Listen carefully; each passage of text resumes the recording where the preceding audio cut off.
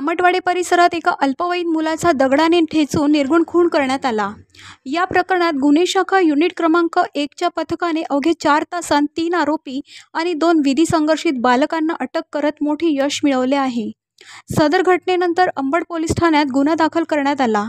घटनेचे गांभीर्य लक्षात घेता पोलीस आयुक्त संदीप कर्णिक, पोलीस उपायुक्त गुन्हे शाखा प्रशांत बच्छाव आणि सहाय्यक पोलीस आयुक्त संदीप मिटके यांनी आरोपींचा तातडीने शोध घेण्याचे आदेश गुन्हे शाखेला दिले।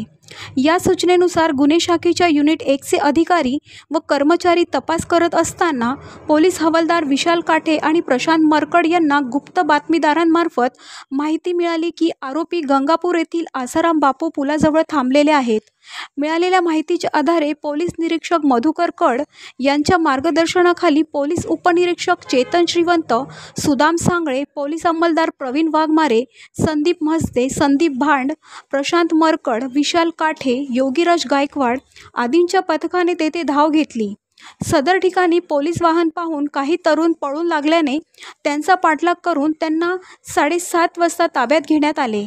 चौकशीत मोहन ज्ञानेश्वर वायचळे वय वर्ष 18, राहुल राजू गडदे वय वर्ष 20, साहिल पिंटू जाधव वय वर्ष 21 अशी सांगितली। त्यांच्याबरोबर 2 विधी संघर्षित बालक असल्याचेही निष्पन्न झाले। आरोपींनी प्राथमिक चौकशीत सराईत गुन्हेगार हर्षद पाटणकर यांच्या सांगण्यावरून खून केल्याची कबुली दिली। त्यानंतर आरोपींना पुढील कारवाईसाठी अंबड पोलीस ठाण्याच्या ताब्यात घेतले आहे। काल दिनांक 28/4/25 रोजी कामटवाडा शिवारामध्ये मृतक करण चौरे याचा काही लोकांनी खून करण्यात आलेला होता। त्या खुनाचा समांतर तपास करत असताना आमचे क्राईमचे युनिट 1चे चेतन श्रीवंत व इतर सर्व स्टाफने आरोपींची माहिती काढून तांत्रिक विश्लेषणाच्या आधारे आरोपी मोहन वायचळे, राहुल गडदे आणि साहिल जाधव असे 3 जण बापू पूल चांदशी शिवार येथून ताब्यात घेतले।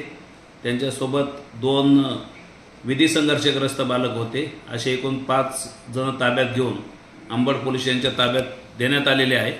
पुढील तपास अंबड पोलीस स्टेशन करत आहे।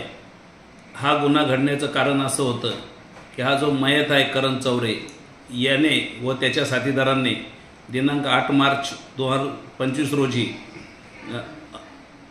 अरुण रामलू बंडी राहणार खुटवडनगर याचा संत कबीरनगर एरियामध्ये खून केला होता आणि त्या खुनाच्या गुन्ह्यामध्ये हे सर्व अटक झालेले होते।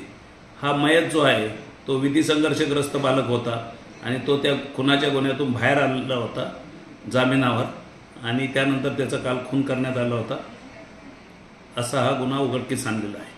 ही संपूर्ण कारवाई पोलीस आयुक्त, उपायुक्त आणि सहाय्यक आयुक्त यांच्या मार्गदर्शनाखाली वरिष्ठ पोलीस निरीक्षक मधुकर कड आणि त्यांच्या पथकाने केली। या कामगिरीचे सर्वत्र कौतुक होत आहे।